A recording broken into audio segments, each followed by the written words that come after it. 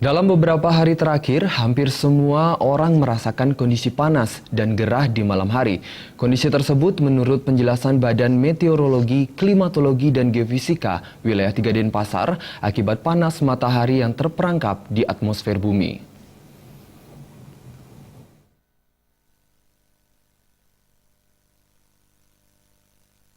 Udara panas atau gerah yang terjadi di malam hari dalam beberapa hari terakhir diakibatkan oleh panas matahari yang terperangkap di atmosfer bumi. Dalam penjelasannya, BMKG mengatakan, bumi mendapatkan sumber energi utama dari matahari. Pada kondisi normal, sinar yang dipancarkan matahari pada siang hari akan diserap oleh alam. Namun karena luasan lahan hijau dan hutan semakin berkurang atau tertutup oleh bangunan, aspal, dan beton, membuat kemampuan serap alam menjadi berkurang. Radiasi yang dipancarkan ke bumi dipantulkan dan terperangkap di atmosfer, sehingga mengakibatkan siang hari terasa panas menyengat dan malam hari menjadi gerah. Radiasi matahari memantulkan radiasinya ke permukaan bumi.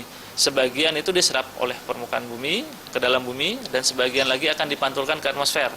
Nah, yang dipantulkan ke atmosfer ini, sebagian ada yang terlepas ke ruang angkasa, dan sebagian itu masih mengendap di atmosfer. Lapisan antara atmosfer dan permukaan bumi, sehingga menyebabkan panas.